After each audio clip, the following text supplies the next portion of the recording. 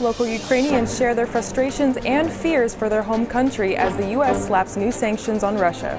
LA will start a count of people who are homeless. Find out how volunteers will conduct the count safely. Women athletes are always scoring, but find out how professional soccer players are running in the right direction of equal pay.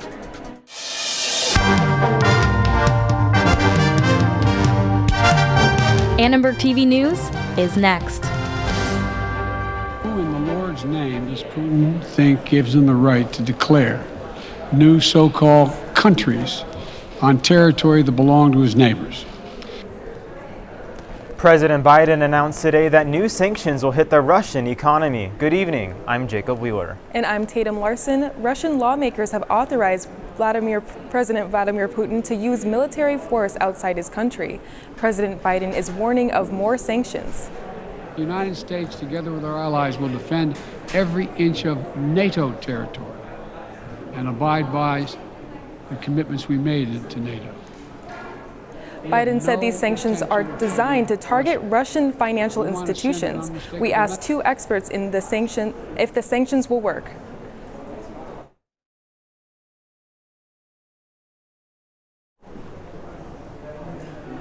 For more on how the situation in Ukraine is affecting the local Ukrainian community, we go to Draco Guan, who went to a rally and talked with several concerned people. More than 30 cities around the world hosted Stand with Ukraine rallies over the weekend. I spoke with members of LA's Ukrainian community to understand how this crisis is affecting their life.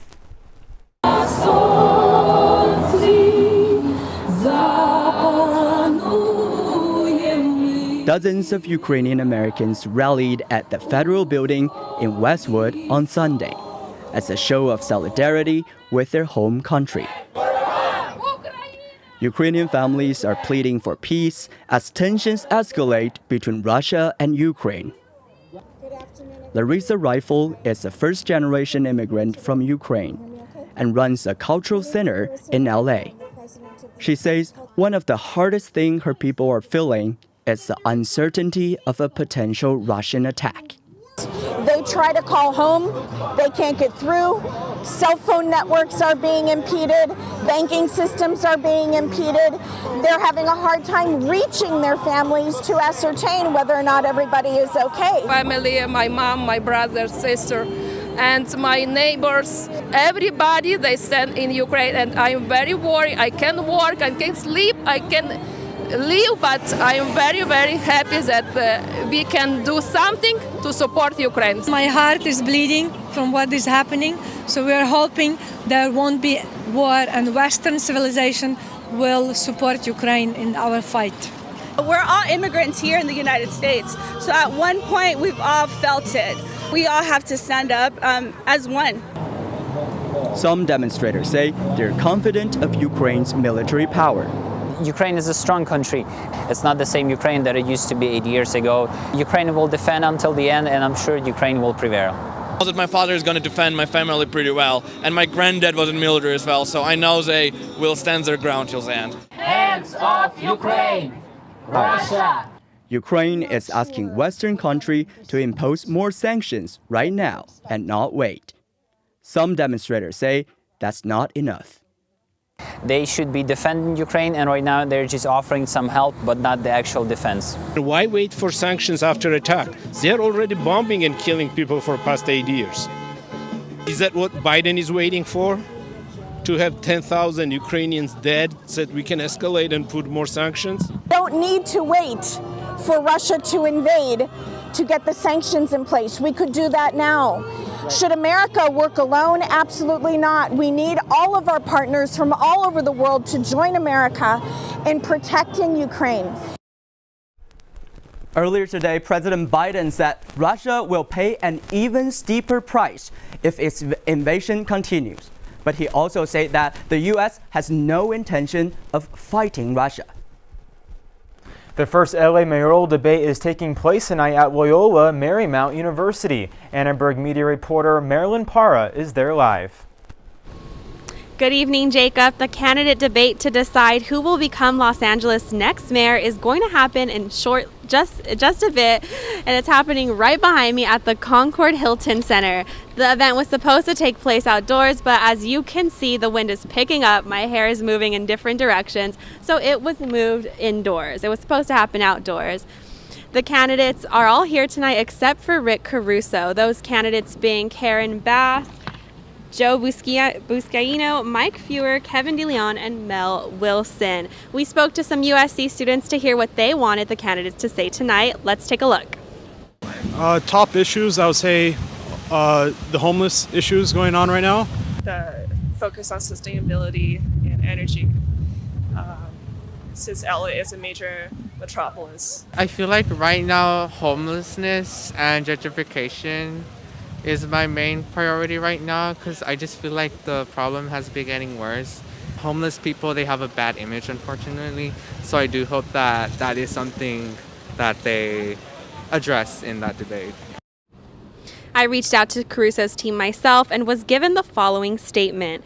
Rick looks forward to debates during the campaign, emphasizing those that will reach the most votes. You can expect to hear Rick at the Cal State LA debate on May 1st. Now, one of the great things about tonight's debate is that attendees can actually stay after and ask the candidates any questions they'd like. Now, the wind is picking up. As you can see, people behind me are walking in excited and just don't know what to expect for tonight's debate. Reporting live from Annenberg Media, I'm Marilyn Parra. Back to you guys in the studio. Thanks, Marilyn. Former LA City Councilman Herb Wesson is set to return to City Hall. The council voted unanimously for Wesson to replace Mark Ridley Thomas as representative of the 10th District. Wesson previously held that post from 2005 to 2020. Wesson also served as City Council President for 8 years. Mark Ridley Thomas was suspended after being indicted for the federal corruption case involving the former dean of USC's School of Social Work. Wesson will hold the position throughout the end of the year unless Ridley Thomas is acquitted. LA County will resume its homeless count tonight following a year-long hiatus.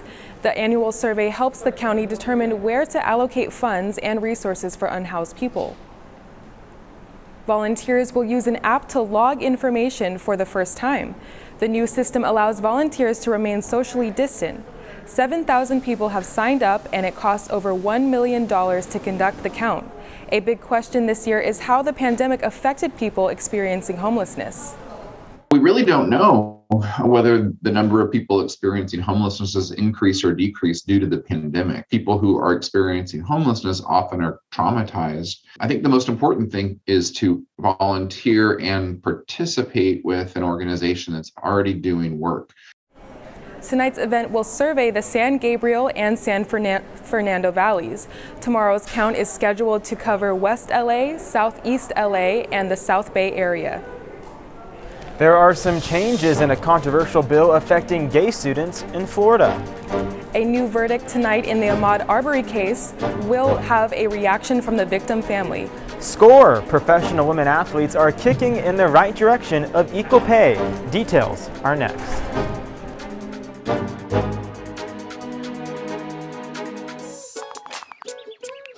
Worried your friend's struggling but don't know how to reach out? You could say how are you or get a fake tattoo. You could ask with an app if it works for you. You could write them a text or knit them a sweater. If you can't be together, you could write them a letter. Whatever gets you talking. Whatever gets you talking. You could chat on the game, kick off your flip-flops. You could ask on your couch while you binge watch. However you do it, you gotta ask a friend. And if they don't share, you can ask again. Whatever gets you talking. Whatever gets you talking.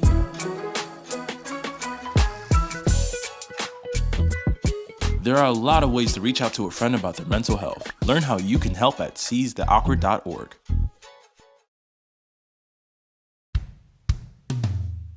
Hey world, I have a quick message. It's about safe driving. All right, let's go.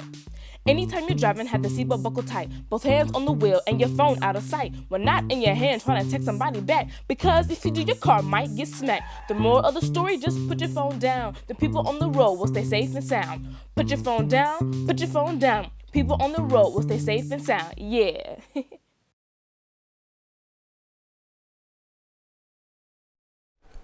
A jury today found the killers of Ahmaud Arbery guilty of a federal hate crime. U.S. Attorney General Merrick Garland said the 3 white men were fueled by racism during the pursuit and murder of Arbery.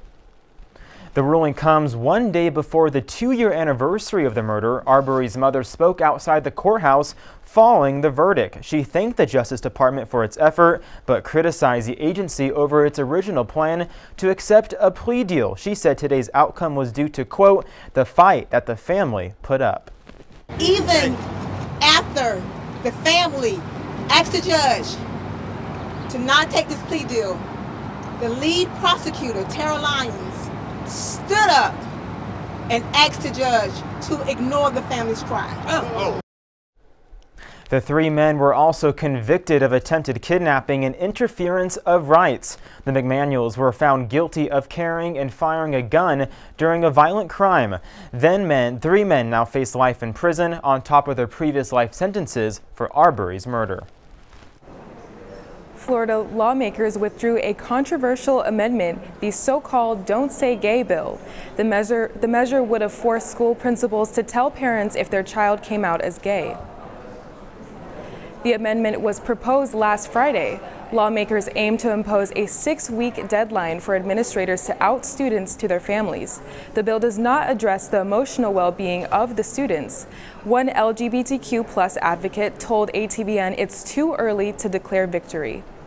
The amount of public outrage over the weekend, I think, caused the bill sponsor to think twice about the real tragic harm that he would be causing LGBTQ young people in our state. This one amendment's a great start, and it speaks to the power of the movement that we've built to defend LGBTQ lives in Florida, but we have work to do to make sure that this bill doesn't get over the finish line. The original bill is scheduled to face a full Florida House vote this week. Lawmakers will consider 14 additional amendments before it advances through the legislative process. The U.S. Soccer Federation has reached an equal pay settlement of $24 million with the U.S. women's soccer players. This has been a 6-year legal battle. Striker Alex Morgan tweeted, "It's a historic day for us. It's been years and years of fighting for equality within our sport. Today, we accomplished that with U.S. Soccer."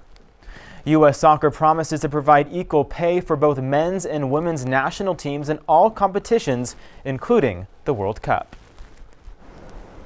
So as you can see here, the weather is a little cloudy, and it looks like Eric is already preparing for some rainy weather here. Eric, what can you tell us about the forecast today? Thank you, Tatum. Good evening, people. I hope you all had a restful day off on President's Day yesterday, and we're now all back up to speed, back from the long weekend. I'm Eric Joy, coming from you live from our studio. I'll tell you all about our weather right now. Well, it was really rainy this morning, you know. I mean, you saw temperatures dropping again, and it didn't feel like an LA kind of day today with the breeze and the showers. You know, I mean, like, you might be wondering what this is. It's an umbrella for you guys. I mean, it's really rare that it rains in Cali anyway. But anyway, well, we'll get back to the conditions. So it's really cold outside, 53 degrees, 58% humidity, and be careful, because I mean, it's only, you know, there's a wind advisory in effect, and this is only the beginning. And the coldest storm of the year is headed for the SoCal region. We'll be having some of the coldest air we've seen all season this week. Tomorrow, it'll be mostly sunny, 57 degrees, and a low of 39. But the northwest winds will really be picking up as the gusts, you know, as high as 50 miles per hour. You know, we're expecting some rain as well, with a 40% chance of showers before 10 a.m. So be extra cautious when you're driving. Make sure you've got an umbrella and a jacket too. I've warned you. On Thursday and Friday, we'll be seeing some mostly clear skies, and it'll be drying out towards the end of the week, you know, with partly cloudy weather, you know, the highs near the 70s and the lows near the high 40s. And also, you'll notice in the next segment that Noah, you know, we're actually unintentionally wearing matching clothes today with the same blue gingham shirt. Check us out, everyone. I'm Eric Joy with your weather report from Annenberg Media. Have a restful evening. For more on sports, back to the studio. Yeah, Eric, we might have to do a little who wore it better later between me and you. We can take some pictures. And hopefully that rain you mentioned does not affect USC baseball as they look to stay hot after a 2-1 opening weekend tonight. Men's basketball took care of business against Washington and will now look to avenge their loss to Oregon. And men's volleyball is finally back in action with the 2-game series against Pepperdine, all coming up in sports.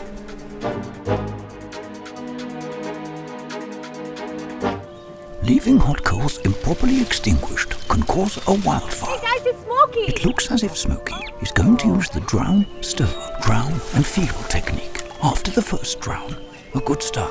Next, another drink. And finally, a close feel. Is it cool? Okay. Yeah. Hey Smokey, catch! Oh, my bad, Smokey. Only you can prevent wildfires.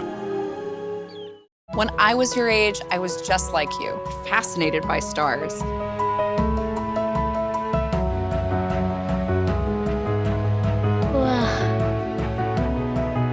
But now I get to search for life in the universe. And who knows, maybe life is looking for us too. So we're like aliens to them? Yeah. Does anyone want to be a scientist now? I do. Awesome. We need more girls in STEM. Maybe we can find aliens. I'll never forget the day our landlord called and said, read your lease. No pets allowed. My owner tells him my dog ate the lease, but that didn't work. And now I'm stuck in a shelter. But this pit bull is ready for a new crib. I'm loving, loyal, and play well with others. So don't be intimidated by all my muscles, because the biggest one I have is my heart. That's right, I said it.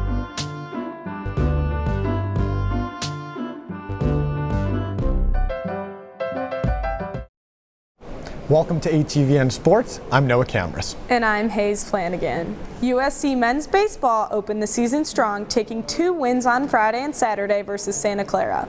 The Trojans fell just short of the sweep on Sunday, losing 7-9 and taking their first loss of the year. The Trojans finished their first series with 2 home runs, 12 runs batted in, and 22 hits. The team had an exciting weekend as they achieved their first opening day shutout since 2005, as well as a first career grand slam for redshirt junior Tyler Lozano. Lozano's big hit came in the 8th inning and gave the Trojans the lead, securing the win on Saturday. Lozano explains the feeling as he hit his first grand slam. Team was ready. Walking up to that plate, I heard the whole dugout just root me on, and there was bases loaded, and I knew I had to do my job with 2 outs. Gave me the fastball, what I was looking for, and did the job. The first pitch is being thrown in a few minutes right onto Doe Field, so head over and watch the Trojans take on UC San Diego for the first time in USC baseball history. USC basketball is coming off a weekend sweep of the Washington schools and may have finally found the clutch scorer they need to win in March. With 10 seconds left in Sunday night's game, Boogie Ellis dribbled down the clock, crossed over a defender, got to his spot, and nailed the game-winning fadeaway with 0.2 seconds remaining. And while Sunday night was Boogie's turn to be the hero, he's hardly the first Trojan to step up this season. Isaiah Mobley may be the #1 option, but it's been a team effort for the 23-4 Trojans, especially in their last 3 games. First, it was Drew Peterson's 27-point, 12-rebound, and 5-block performance that propelled the Trojans to their biggest win of the season against crosstown rival UCLA. Then it was Chavez Goodwin's turn as he dominated the paint against Washington State with 24 points and 9 rebounds on 11 of 14 shots from the field. And finally, it was Boogie's time to shine on Sunday as he danced all over the Cougars with 21 points and the game winner with 0.2 seconds left to seal it. So Hayes, the Trojans will need someone to step up this weekend if they want to avenge their January home loss to Oregon. So what do you think they need to do differently to come away with a victory in Eugene this time around? You know, as we've seen from those stats, different people have stepped up every night, but we need a team effort in Oregon. We need them to step up offensively and be consistent, get on the offensive rebounds. We've seen them struggle on the offensive board, so I'm looking for them to play a consistent game on offense so they can take that win against Oregon. Yeah, Hayes, I like what you said about the team effort because, like we just mentioned, they've had guys step up in big games, whether it was Drew Peterson, Chavez Goodwin, even Isaiah Mobley's had his moments, but they haven't really all stepped up at the same time. And if you want to win in March, and obviously before March right now, you need everyone to step up. So with that being said, like I said, the Trojans went 1-1 against these teams in the Galen Center in January. So Hayes, how do you see this 2-game stretch playing out in Oregon? Well, I can start. I see them mirroring what they did in January and going 1-1. I just don't see them winning against Oregon at Oregon. I just think that they can't do it, but I see them winning against Oregon State this weekend. Yeah, Hayes, you know, I think I'm going to stick with USC. I think they're going to go 2-0 this weekend. I think at Oregon State they'll get a little momentum, kind of keep the winning streak alive. And then to go to Oregon, I think they want that revenge. I think that was a winnable game at home. Oregon completely outplayed them. They ended up losing by 10. But I think with how hot they're playing right now, they're going to want to keep that up. And I think they're going to find a way to get it done and go into that last stretch, continuing to stay hot. And staying on the hardwood, women's basketball is finishing up their regular season this weekend in Arizona. It's been a disappointing year at 11-14, but one bright spot, freshman Rhea Marshall. Marshall earned her second Pac-12 Freshman of the Week award this week following back-to-back double-doubles against Utah and Colorado. She has now scored double figures in 9 straight games and will look to continue that streak this Thursday against Arizona State. After a 2-week break, the men's volleyball team is back in action. The 6-time national champs take on number 7 Pepperdine in Malibu on Sunday and then head back to the Galen Center on Friday to finish this 2-game series on their home turf. The men of Troy have shown their strength on both offense and defense, earning big wins against ranked UC Santa Barbara and Penn State. Right now, the Trojans sit at 10-2 and rank at number 5 in the country. Beginning Wednesday, the Trojans enter a key part of their season as they look to chase yet another national title. USC women's swimming and diving starts their quest for the Pac-12 championship tomorrow in Washington. The women of Troy ended their regular season strong with a win against crosstown rival UCLA. The last time the Trojans took a trip to Washington, they came home with 2 relay and 5 individual titles. This year will mark the first time USC returns to the Pac-12 championship since February of 2020. Well, that wraps it up for sports. Need plans tonight? We look to the coordinator for the Dope Blackout Queeros about what to expect. We'll be right back.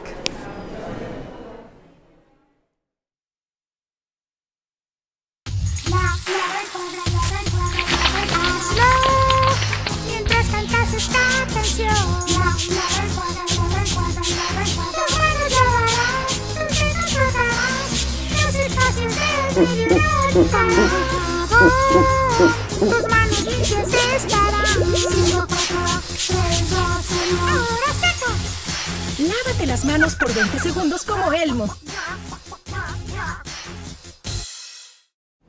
Hay algo especial acerca de este lugar. Se siente como un hogar, una sala debajo del cielo y los árboles. Rodeado de aire fresco y la naturaleza. Todo aquí para que lo disfrutemos y para que lo cuidemos. Tenemos la responsabilidad de cuidar de esta tierra que llamamos casa, de preservarla para las generaciones que vienen. Cada acción pequeña contribuye para un cambio mayor y cada uno de nosotros podemos hacer la diferencia.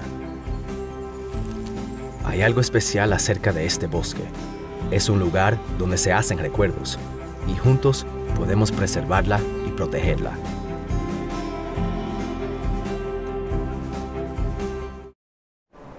An event that aims to increase the Black queer community's visibility is happening tonight in Lamar Park. The creator of Dope Black Queeros hails it as an integral part of Black History Month.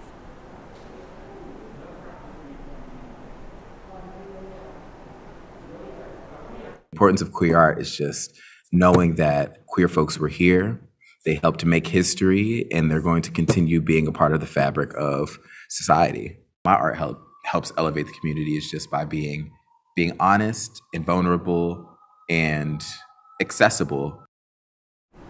The Dope Black Queeros event celebrating the contributions of the queer community to Black history is tonight at 6:30. It will feature live music, spoken word, and more. The USC School of Social Work held a panel this afternoon discussing the effects of the pandemic on the profession. The event was held in honor of Black History Month. A panel of 3 social workers discussed the challenges they face over the past 2 years. The profession has been essential in assisting the community through job loss, school closures, and mental health issues. This information is extremely beneficial to everyone because they need to know about the population that they are tending to serve. So we're hoping that this inspires prospective students. We decided to do it part of Black History Month because we know that it's important to talk about the community needs as social workers. The panel also stressed the importance of practicing self-care. They said that's essential if they're going to be able to provide the best service to the community. And before we go tonight, we want to remind all of our viewers that USG undergraduate student government elections open tonight and close Friday. Tatum, do you plan on voting? Oh yeah, it's so important to stay involved in your campus community, and I definitely plan on voting. I hear you're a part of USG actually. I am the USG Chief Communications Officer, so I guess I'm killing 2 birds with 1 stone here with this segment. On that note, thanks for watching Annenberg TV News. From everyone at Annenberg Media, I'm Jacob Wheeler. And I'm Tatum Larson. For more coverage, watch and subscribe to our YouTube channel at youtube.com/Annenberg Media. Good night.